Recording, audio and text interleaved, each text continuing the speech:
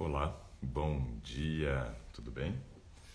Eu estava aqui tentando fazer a conexão e não estava dando certo, mas agora deu certo, que bom, né?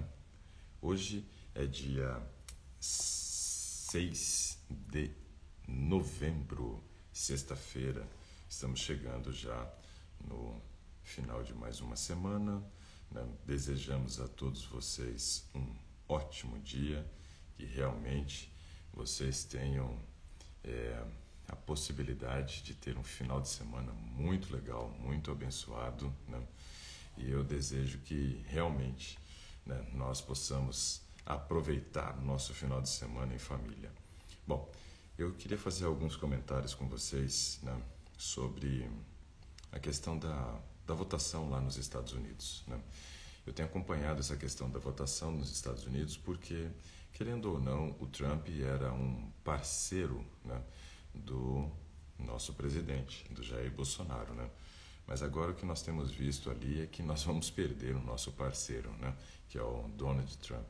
Eu não sei como vai ser a relação comercial entre o Joe Biden e o nosso presidente aqui, o Jair Bolsonaro. Mas, por exemplo, faltava somente 6 pontos para fechar os 270 delegados que são necessários para computar um vitorioso, né, na eleição americana.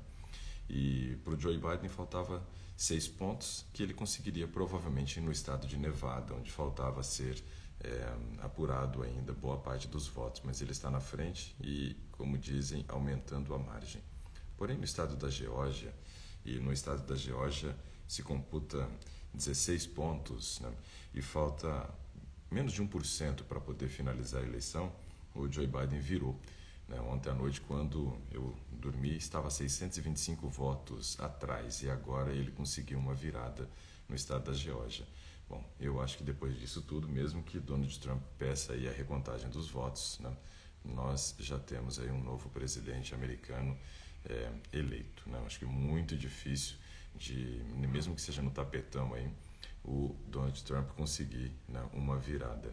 E eu acho que agora nós temos que torcer para que Joe Biden olhe para o Brasil como um parceiro comercial e não como um inimigo, né? Porque como o Bolsonaro sempre foi muito defensor e, além de defensor, imitador, né, do Donald Trump, então vamos torcer para que isso não prejudique as relações comerciais entre Brasil e Estados Unidos, senão a gente está literalmente lascado.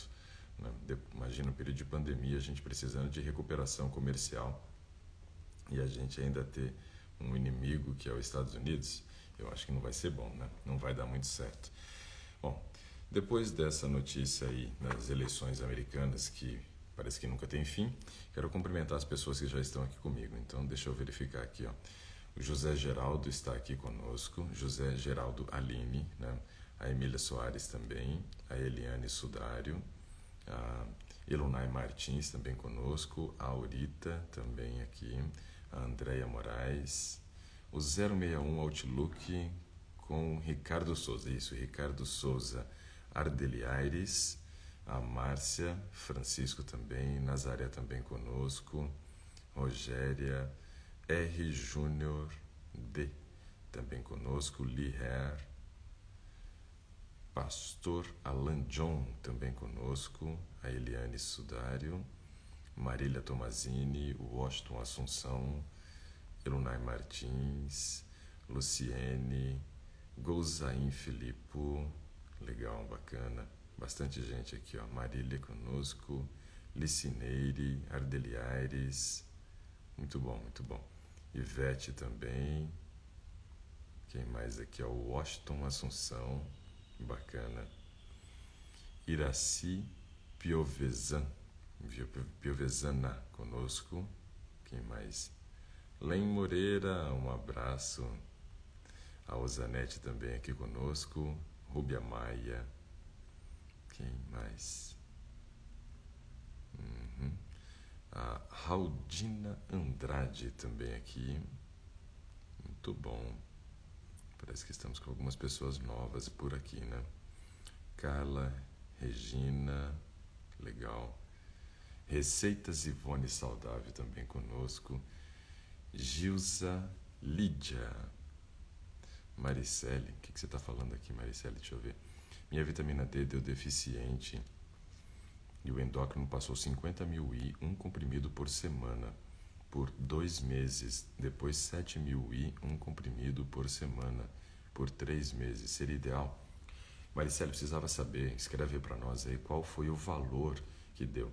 Porque quando você escreve deficiência eu entendo que a sua vitamina D deu abaixo de 20. Porque é assim que a gente olha para a deficiência. Se ela ficou entre 20 a 30, a gente chama de insuficiência. Então, na deficiência, eu trabalharia um pouco diferente do que foi orientado aí, no caso, pelo seu endócrino. Ao invés de trabalhar um comprimido de 50.000 I por semana, eu trabalharia com 2 comprimidos de 50.000 I por semana, para que a gente conseguisse uma dose de aproximadamente aí 15.000 UI diária, se deu abaixo de 20. Se deu entre 20 e 30, 50.000 é o suficiente, é uma dose boa. Só que tomaria por 3 meses e aí depois repetiria o exame antes de passar para uma dose de 7.000 UI semanal. 7.000 UI semanal é uma dose de 1.000 diária. Eu trabalho com 2.000 para manutenção, então eu acho que é uma dose um pouquinho baixa. Não é ruim, é melhor do que a maioria que a gente tem visto por aí, mas ainda é uma dose um pouco baixa.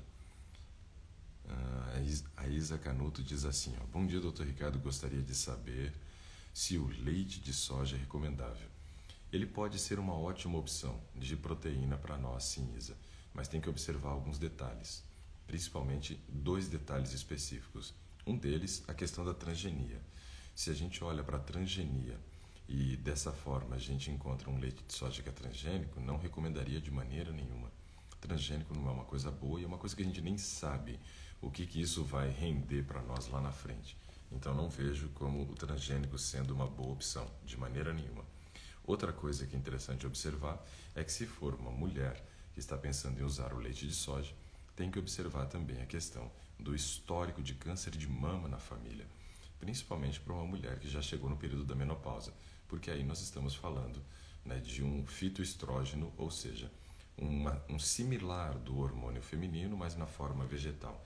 E que se você tiver histórico de câncer de mama, não é uma boa associação, tá bom? Fora isso, pode tomar sem problema nenhum. Os homens aí, tem uns que ficam com medo porque diz que tem um fitoestrógeno que pode ficar afeminado. Pode nada, tranquilo. Eu uso alguns produtos aqui derivados de soja e continuo sendo homem do mesmo jeito. Dá pra ver pela minha voz, não mudou nada, né? Senão eu já ia estar falando assim, mas eu não estou falando assim. Isso aqui é o meu normal.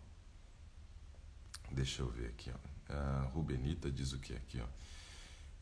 O Dr. Ricardo Mauro, participante de Transformação Vital, está internado no hospital desde ontem com pressão alta e perdendo sangue. O que pode ser? Uau. Uau mesmo. Mas ele está perdendo sangue por onde? Onde, Rubenita? Ontem eu olhei o grupo, mas eu não consegui ver todas as mensagens. Eu não sei se tinha alguma coisa dele. Mas assim, pressão alta não é nada bom, né? Mas perdendo sangue teria que saber por onde. Se é pela urina. Se for pela urina, por causa da pressão, às vezes ele gerou alguma taxa de filtração glomerular muito alta e aí teve perda de sangue na urina. Isso pode acontecer em casos de um aumento repentino de pressão.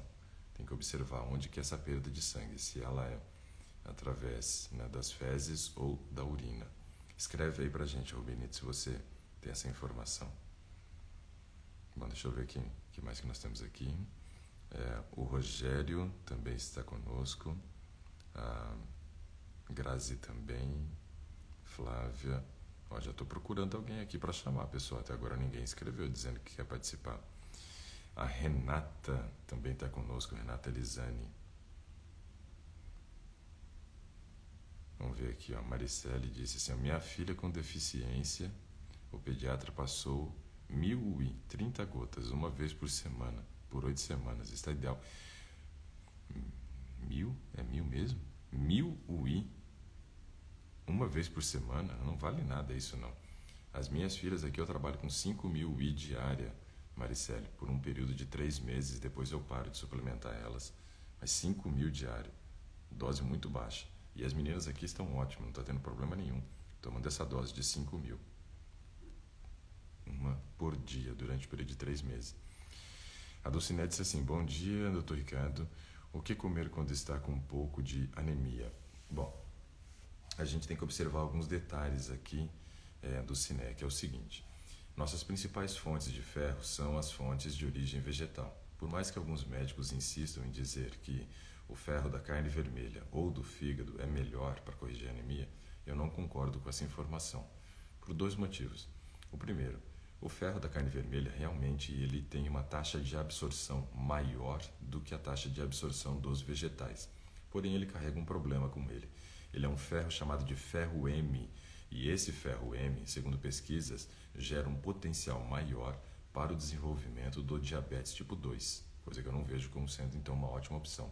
O fígado, então, pior ainda. E aí essa seria a segunda consideração, pelo seguinte: o fígado ele é o órgão do metabolismo, ou seja, tudo que entra pela boca e é absorvido no intestino, antes de cair na corrente sanguínea, passa pelo fígado. Todo nutriente, todo metal pesado, todo antibiótico, todo fungicida, bactericida, qualquer coisa que tenha sido dado para o animal, quando é absorvido no intestino, cai num sistema que a gente chama de porta hepática, ou seja, cai na veia porta. Isso conduz todo esse conteúdo para o fígado e ali ele é metabolizado. Então imagina os residuais que nós temos aí no fígado de antibiótico, de metais pesados, de bactericidas ou fungicidas que foram oferecidos para esses animais aí, fora os outros contaminantes que ele acaba adquirindo ali no processo de pastar e assim por diante. Eu não vejo a quantidade que nós temos aí também de medicamentos é terrível, mas e todos os produtos que foram utilizados também para pulverizar a lavoura na tentativa de matar bactérias, vírus e outras coisas, que são os agrotóxicos. Isso tudo vai para o fígado. Imagina, não é uma ótima fonte, de maneira nenhuma. As principais fontes são os vegetais verdes escuros, gergelim e girassol. Porém, nós temos que levar em consideração um detalhe.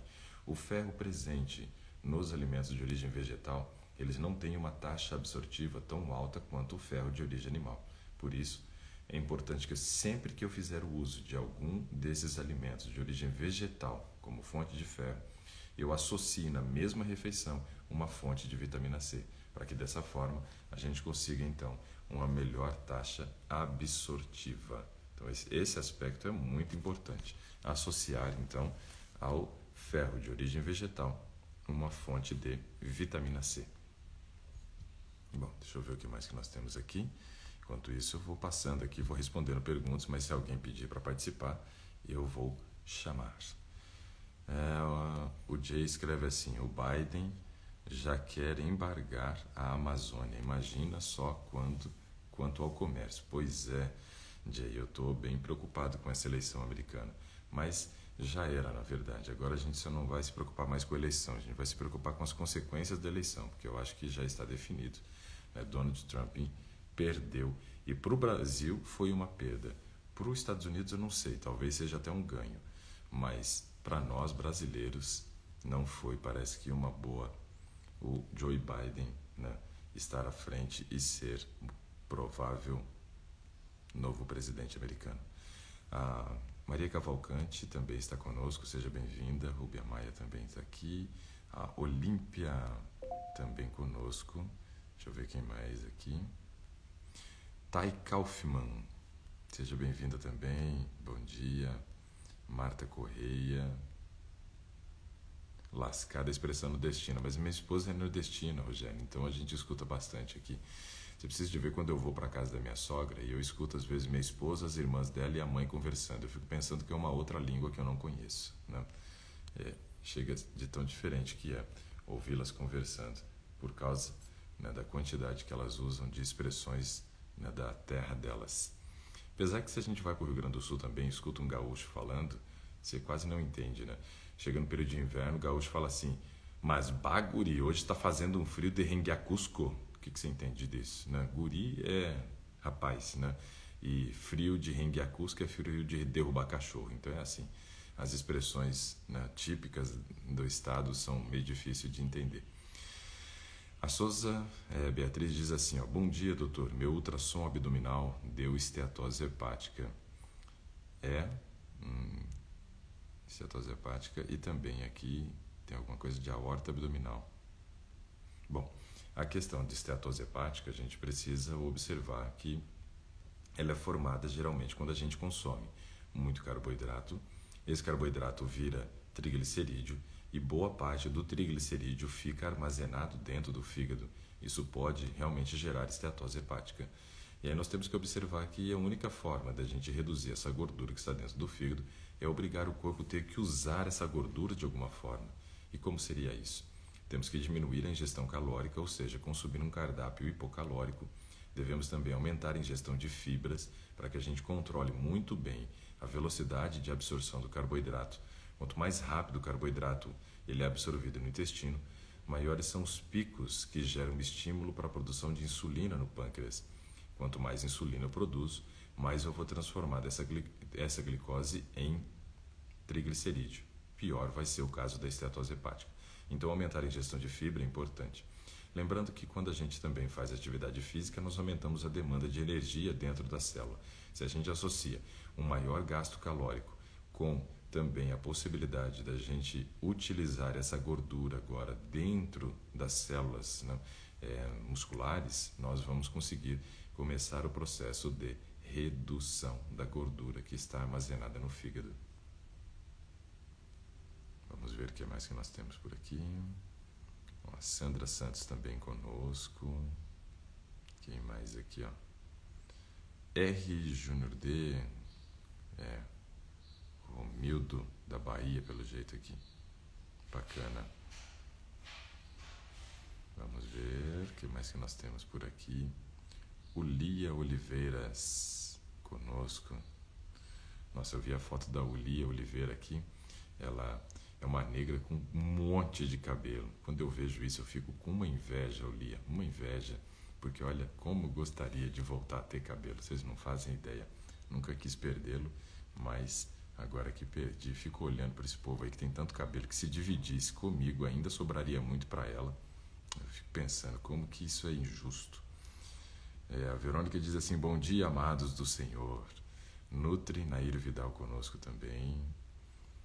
Raudina Andrade também está aqui conosco. Bacana. A Liher diz que fica contando os minutos para estarmos aqui juntos, né? Eu também fico contando os minutos, porque eu acordo bem cedo e aí eu fico esperando dar o horário. Hoje, quando eu fui entrar, não sei se vocês perceberam, mas eu atrasei um pouquinho, porque eu estava desde as 6h59 tentando e estava dando erro. Aí acabei gravando lá um stories para avisar que eu estava tentando conectar, né? Quem mais aqui? Deixa eu ver. Ó, Noemi Chagas também está aqui conosco. Emília, deixa eu ver. Emília tem uma pergunta aqui, ó. Existe uma maneira de descartar leucemia antes que ela apareça fulminante? Emília, leucemia é um tipo de câncer, né? Então não é uma coisa fácil de tratar. O ideal realmente é fazer de tudo para evitar o seu aparecimento. E o que a gente precisa considerar nesse caso? Bom, nós temos que observar quais são as portas que muitas vezes nós podemos deixar aberta quando falamos a respeito de um câncer, né? Deixa eu só dar uma ajeitada aqui, isso.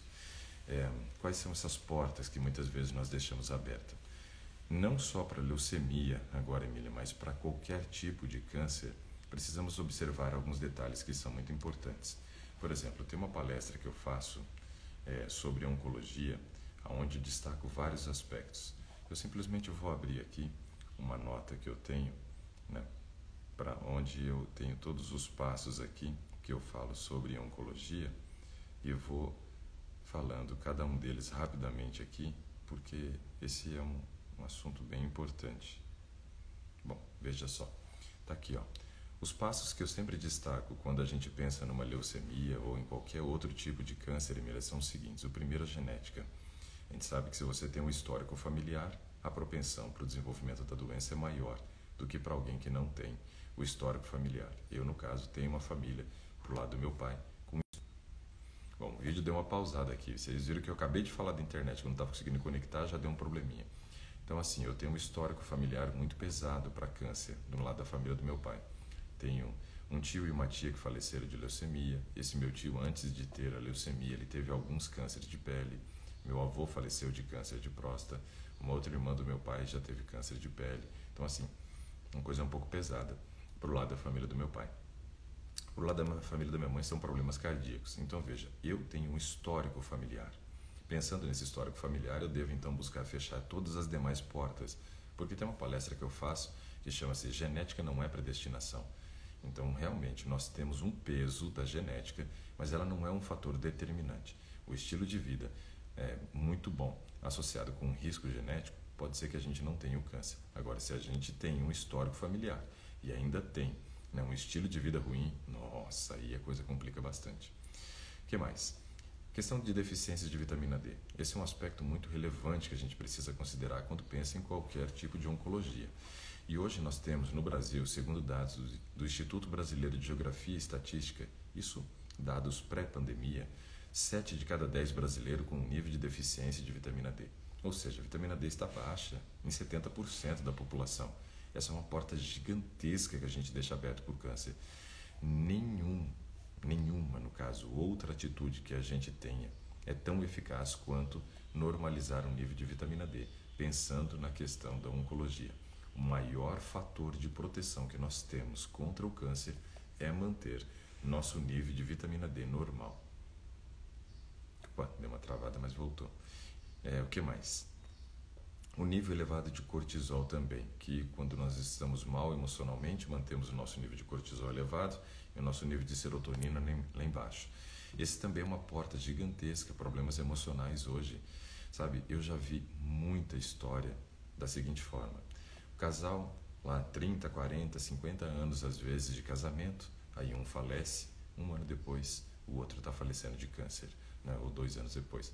Mas a questão é que a gente percebe como que a angústia, muitas vezes, ou seja, os problemas emocionais que foram manifestos depois, né, que teve uma perda, principalmente uma perda considerável de um cônjuge, depois de anos de convivência, como que isso abre uma porta gigantesca para o aparecimento do câncer. Então é muito importante nós observarmos esse detalhe. As questões emocionais, Emília, elas pegam muito pesado quando a gente fala de oncologia.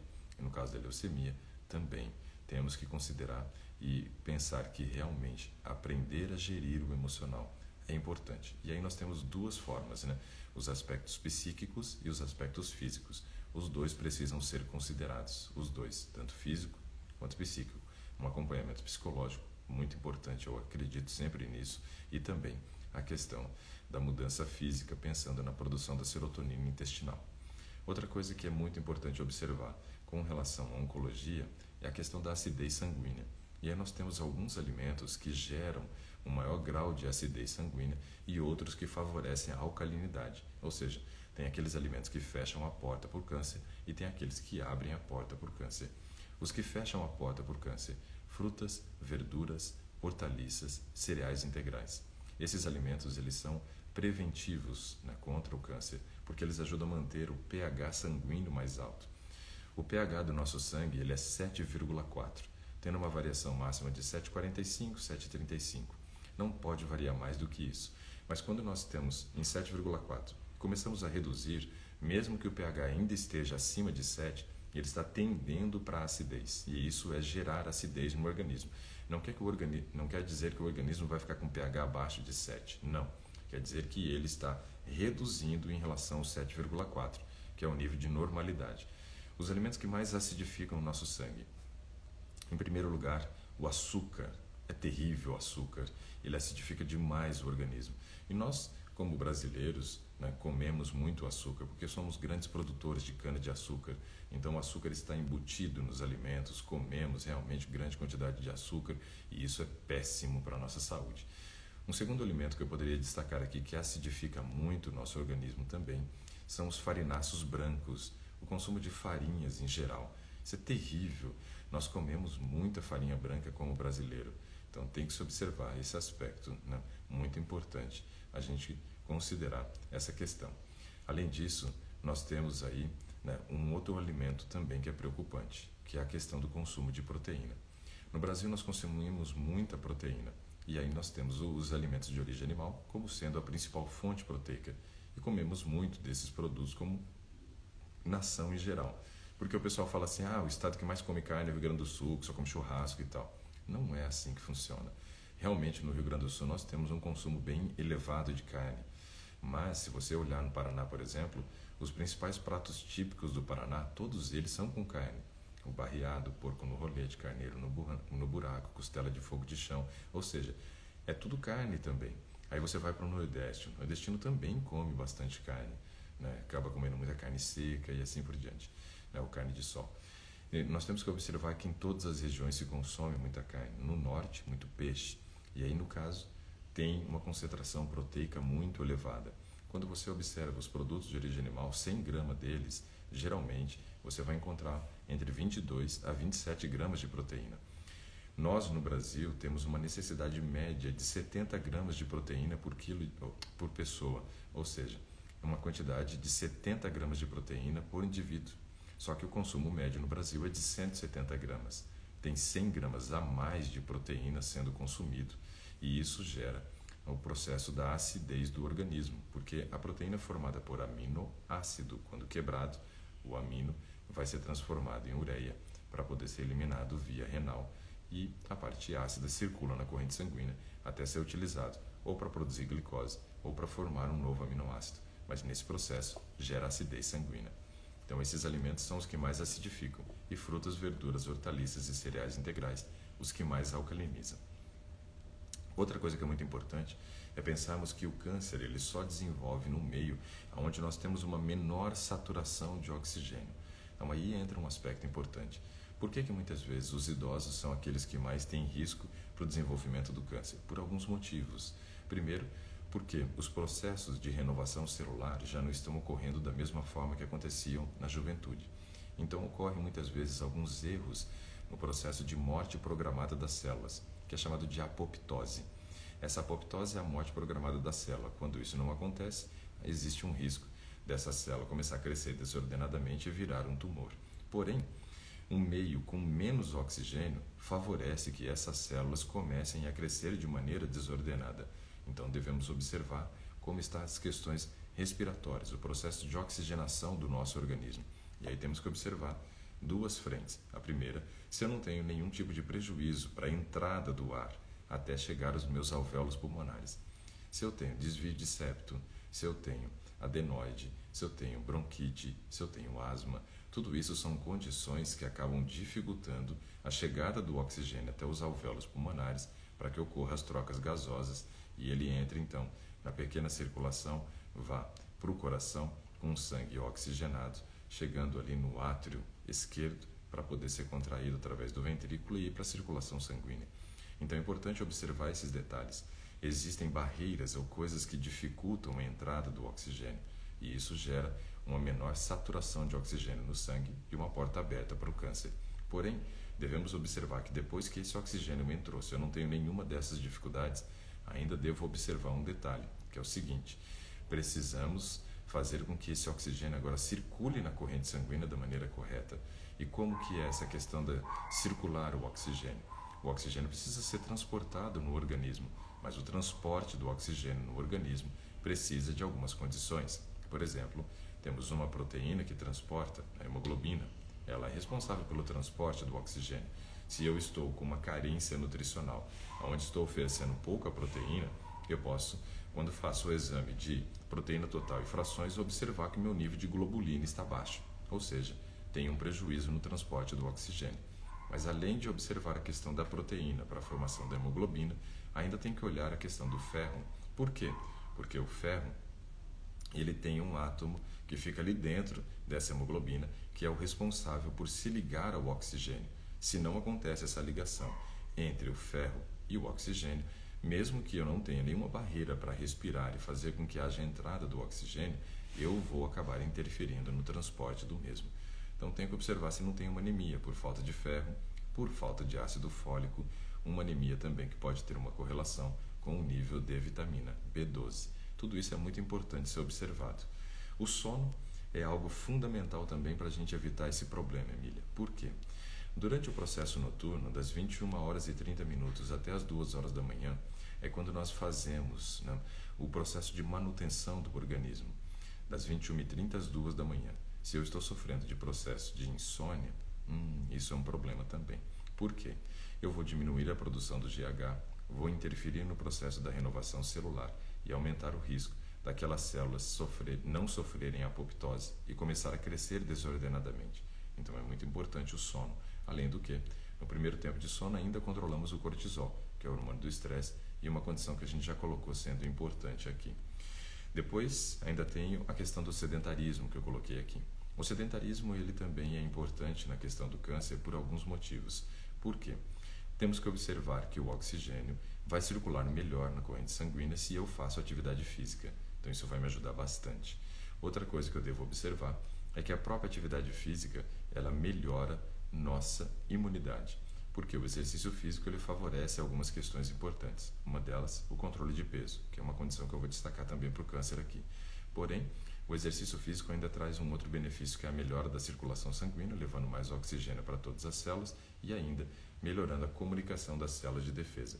Ou seja, pessoas que fazem atividade física têm muito mais condições de ter uma resposta rápida quando tem ali um crescimento de células tumorais na resposta imunológica. Pessoas sedentárias já vão ter uma taxa de resposta menor e isso é muito ruim. E por último, eu coloco a condição da obesidade.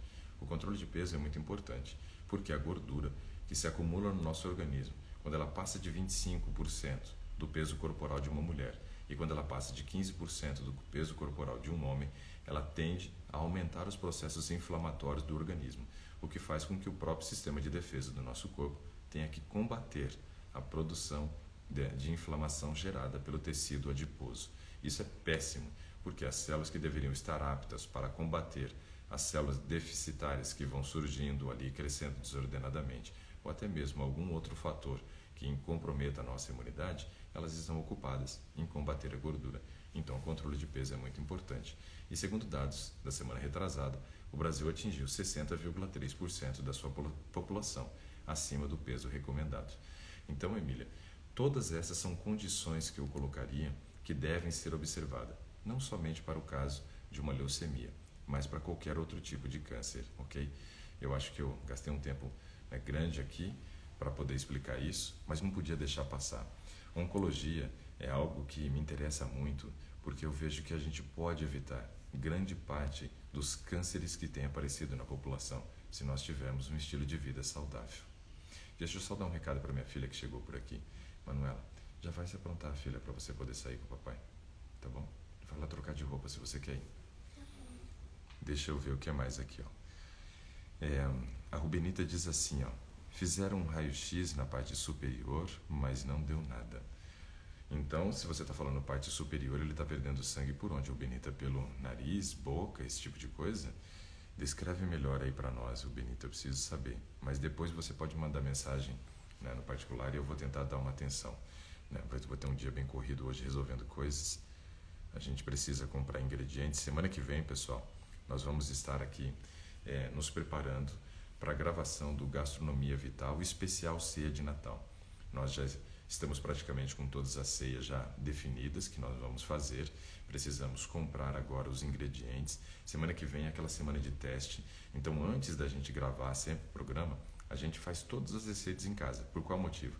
Para realmente refinar todos os aspectos dos ingredientes, né, a quantidade direitinho, para que tudo dê certo no dia da gravação, mas para que passe realmente uma receita para vocês que está bem afinadinha e que a gente sabe que você reproduzindo da maneira como nós estamos ensinando vai dar certo. Então hoje o dia vai ser bem corridão de novo, né? Bastante coisa para fazer, a gente não tem parado aqui, né? Ainda mais que hoje é sexta-feira, né? A Olímpia diz assim: Dr. Ricardo, preciso de ajuda, preciso de uma transformação vital urgente. Olímpia, nós temos pouco tempo, nós temos 20 minutos, mas ainda assim eu gostaria de chamar você para a gente conversar rapidamente, para você me dizer o que é e ver o que eu posso te ajudar, tá bom? Maricele, se está abaixo de 20, tome dois comprimidos de 50.000 UI por semana, ok? Aqui com a Olímpia, vamos ver se dá certo. Temos aqui 20 minutos, mas pode ser 20 minutos preciosos para quem precisa de uma transformação urgente, não é verdade? Vamos ver se você estava preparada para isso também, Olímpia. Mas como você disse, tentando aqui, aguardando, conectando para dar certo. Olá, tudo bem? Tudo bem. Olímpia mesmo? Meu nome é Maria Olímpia. Ah, legal. Então, Maria Olímpia, vamos ver em que eu posso lhe ajudar. Então, doutor, eu tenho acompanhado, né, bastante tempo já o senhor e eu tenho, assim, eu tenho muitos problemas. Eu fiz 57 anos agora, né? E eu tô 67? já 57. 57. Ah, ok. É porque tá um pouquinho baixo o seu volume. Não sei se de repente você aumentando o volume do seu celular, se isso ajudaria a gente de alguma forma. Peraí que eu vou colocar um fone. Peraí. Ok, de repente vai ajudar.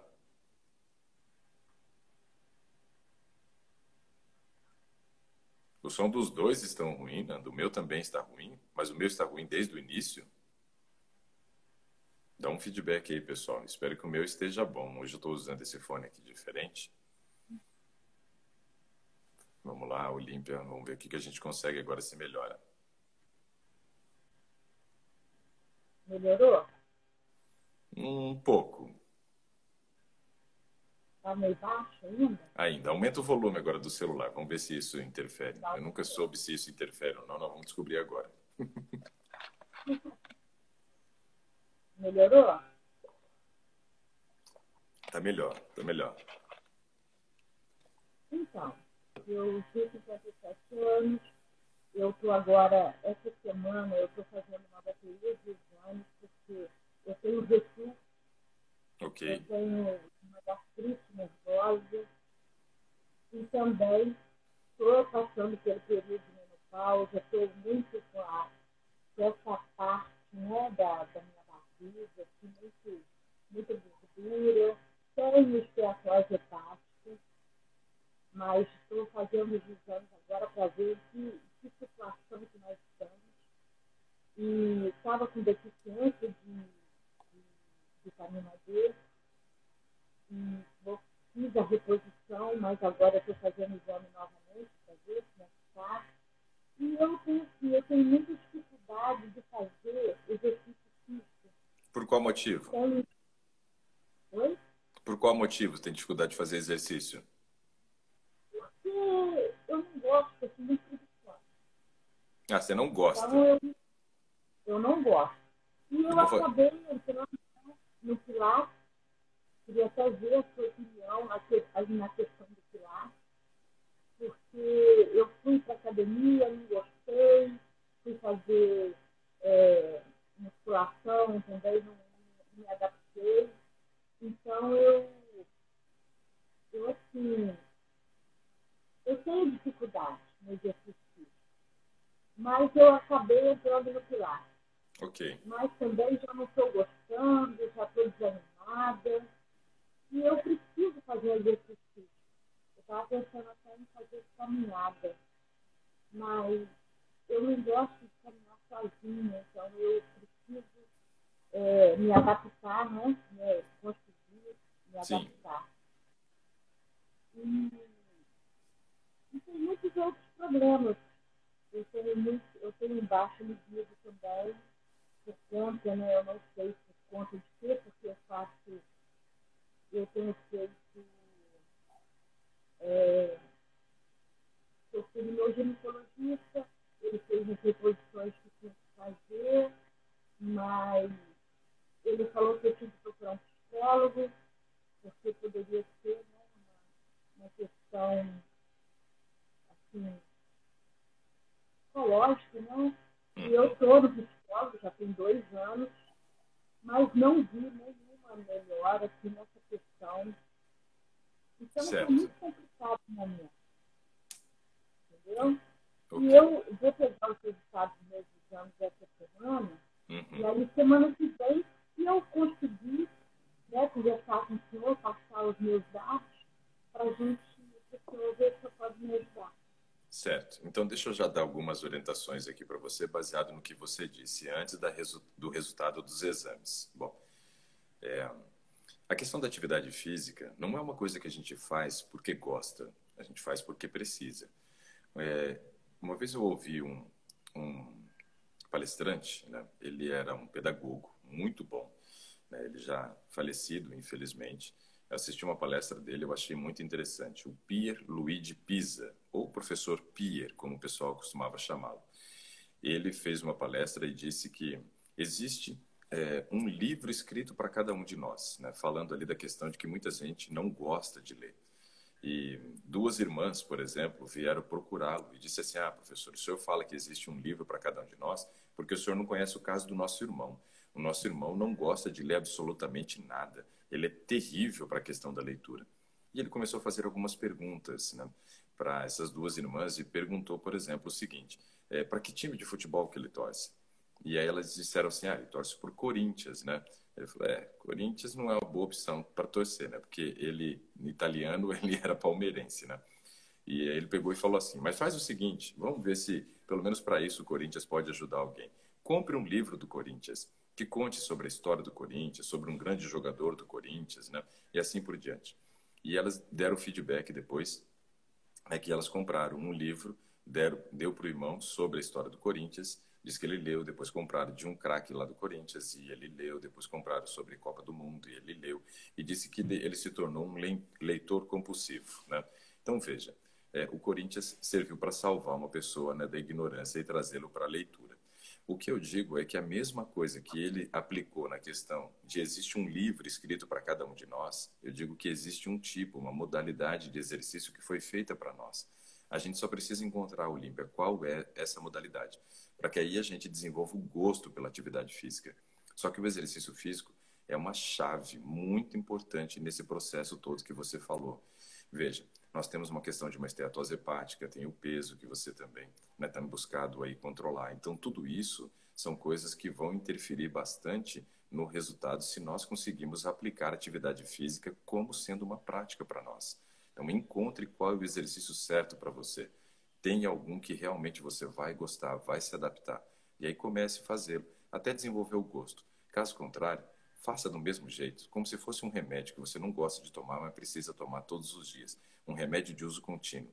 De algum jeito, você precisa, né, desenvolver a prática do exercício físico como sendo uma constante na sua vida. Esse é um aspecto importante. Bom, eu vi que você também falou a respeito de questões hormonais. Aí é baseado justamente no resultado que nós vamos encontrar nos seus exames, que o seu ginecologista ou alguém vai poder te orientar a respeito da necessidade ou não da suplementação, de fazer a correção, né, desses hormônios. Mas como você disse, da baixa libido, eu vejo que vai ser necessário, sim, fazer uma correção hormonal no teu caso, tá? Agora, pensando na esteatose hepática que você trouxe para nós aqui, ó. Esteatose hepática é justamente quando você começa a ter o acúmulo de gordura dentro do fígado. E a gente precisa associar algumas coisas importantes. Uma delas é a prática da atividade física, para que o obrigue, né, ter um gasto calórico maior dentro das células e que, dessa forma, eu consiga gastar as calorias que estão armazenadas dentro do fígado.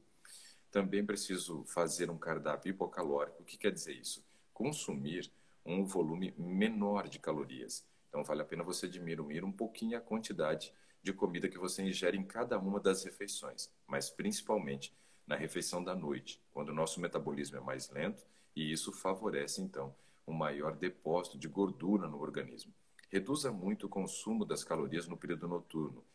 Aumente de manhã e reduza também no almoço, para que aí a gente tente gerar esse balanço energético negativo, o que vai favorecer a redução do peso e também a retirada de gordura presente dentro do fígado, resolvendo o problema da esteatose hepática passo a passo.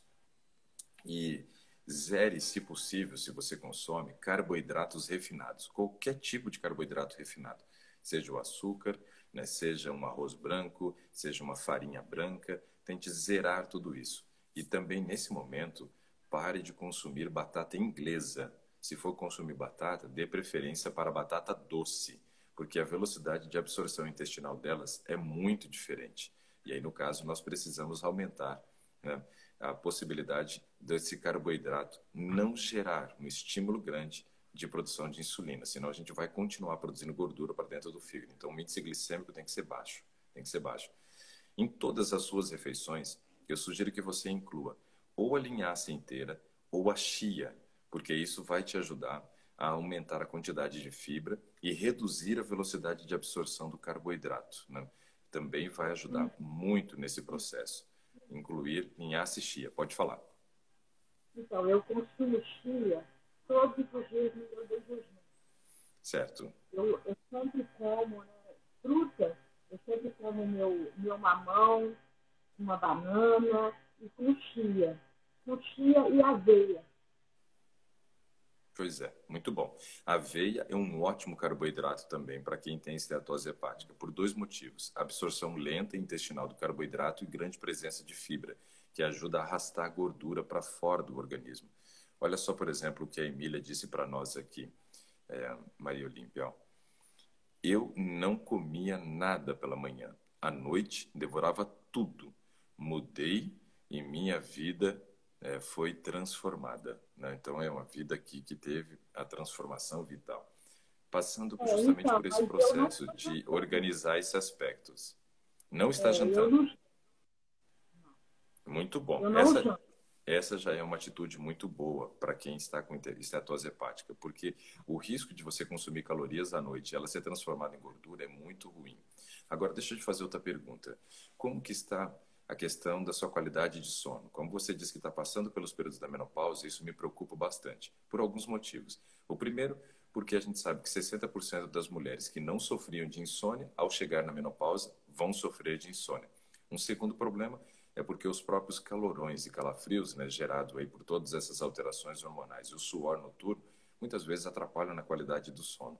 E quem não dorme não vai conseguir resolver esses problemas seus também. Então me conta aí como é que está seu padrão de sono hoje. Péssimo, péssimo. Eu durmo tarde, acordo muitas vezes durante a noite e levanto cedo. Eu hoje, por exemplo, hoje não, todos os dias eu acordo 5:30 da manhã. Mas esse Então eu padrão era um padrão antes já da menopausa ou piorou com a chegada aí desse não evento piorou menopausa? com a chegada da menopausa. Ok, Piorou. pois é. Eu, E você eu tenho, provavelmente, Maria Olímpia, você é uma grande candidata a fazer reposição hormonal, para que você evite esses problemas. Porque se você continuar dormindo mal, você vai aumentar o nível de cortisol, vai gerar mais processos oxidativos de gordura, vai piorar o caso da esteatose hepática. Então veja que esse é um aspecto muito importante, a qualidade de sono. E aí devo lembrá-la que para dormir melhor, eu preciso cansar o organismo durante o dia. E aí nesse caso, a atividade física, ela vai te ajudar a melhorar o seu padrão de sono também, porque vai cansar, vai trazer um cansaço para o organismo. Mas estabelecer uma rotina bonitinha para que a gente use todas as ferramentas que nós temos à nossa disposição para melhorar a qualidade do sono vai ser muito importante. Mas desculpe, eu acabei te cortando quando você ia trazer uma informação para nós. na verdade, eu não durmo muito bem e assim, eu penso muitas coisas, sabe? Fico assim, aquilo me angustiando a noite inteira, eu acordo, eu venho, eu tomo um copo de água e volto para a cama, e volto, daqui a pouco eu acordo de 1 hora, e é muito ruim isso, porque eu fico muito cansada, eu tenho muita dor de cabeça, Uhum. eu tenho dor de cabeça, tem dia que 2, 3 dias direto, e eu fico tomando, né? Acabo tomando alguma coisa para passar essa dor, e isso não me faz bem, entendeu? Ok, Eu quero, assim, eu quero ter um estilo de vida mais saudável, eu quero comer melhor, porque eu como muito mal. ok. Inclusive agora, essa semana, eu estou tendo assim, muita falta de apetite, eu não tenho vontade de comer. Uhum. E eu fico assim, comendo bobagem. Né? Eu acabo não comendo a comida, mas acabo comendo bobagem. Né? Então, Um aí pão, acaba complicando, né? Então, por isso que é é, bom ter as coisas muito bem alinhadas. Olha só o que a Ana Lúcia disse aqui para nós. Ó. Fiz uma desintoxicação alimentar por 3 dias e notei que não senti mais os calorões, né, nesse período de menopausa. A alimentação ela tem um peso muito grande nesse período, né? Um peso muito grande. Então a gente tem que entender que com a chegada da menopausa, o intestino vai piorar, né? O trânsito intestinal pode ser comprometido, a produção da serotonina pode diminuir, os problemas emocionais se manifestam de uma maneira muito mais clara. Isso acaba gerando uma perturbação mental durante o dia que interfere na qualidade de sono. Então, o alimento tem um papel muito importante. Tem um papel muito importante. E aí, o que nós temos como algumas opções, né? Por exemplo, determinar os horários, né? Isso vai te ajudar bastante, Maria Olímpia, que é determinar o horário da refeição. Então, determina o horário. Segundo, monto previamente um cardápio, priorizando um cardápio que seja saudável, mas muito rico em sabor. Comida ruim é terrível, ninguém merece. Então, ela tem que ser gostosa, para que você justamente não queira partir para essas besteirinhas, essas guloseimas, que são muito chegadas em sabor. Mas um processo de desintoxicação, que na verdade a gente chama de desintoxicação, mas o correto seria detoxificação, porque é fazer um detox, né? Então, essa detoxificação é interessante por alguns motivos. Ajuda a melhorar o trânsito intestinal, dá a possibilidade do organismo eliminar um monte de toxinas que está armazenado no nosso organismo através das vias de excreção de toxinas. Uma delas é a respiração, a outra é a pele, o suor, o rim e também o intestino através das fezes. Então, num processo de detoxificação, você consegue jogar toxinas fora. Mas a grande vantagem é que a gente acaba ingerindo muita água, muito líquido nesse período e muita fibra, o que ajuda a normalizar muito o trânsito intestinal, que é super importante nesse período para melhorar a parte da gestão emocional. Então, eu vejo que hoje focar na atividade física, né, melhorar o padrão de alimentação fazendo um detox, né, e também observar muito a questão do sono seriam as nossas prioridades para o teu caso inicialmente. E óbvio, a hora que tiver o resultado dos exames, aí a gente pode te dar algumas outras orientações mais pontuais e assertivas, né, em relação aos resultados que você teve. A reposição hormonal, no teu caso, pelos efeitos que você tem tido, eu vejo que é uma opção interessante também se você não tiver o histórico familiar de câncer de mama. Tem? Não tem. Não tem, ok. Não Não tem. tendo, então, não tendo, você é uma candidatíssima, né, a fazer uma reposição hormonal. Eu acho que ela te ajudaria muito, porque a gente conseguiria melhorar essa questão do padrão de sono, mas aí nós precisamos focar nas outras coisas que são da sua competência, né? Que é a alimentação e a atividade física. Saia borboletando aí, literalmente, né? Para vários tipos de exercício físico, né? Vai lá, pousa numa, experimenta, não gostei. Vai para outra, experimenta, não gostei. Até que vai chegar uma hora que você vai pousar numa atividade física que você vai gostar. E eu tenho certeza que ela vai fazer toda a diferença na sua vida. Não tem como, né, sobreviver com qualidade. Não estou falando nem viver, estou falando sobreviver com um mínimo de qualidade sem atividade física. Agora, se queremos ter vida em abundância, aí é impossível mesmo. Aí precisamos fazer, precisamos fazer. Eu não me importo qual vocês vão querer fazer. Qual é o melhor horário para fazer a atividade física?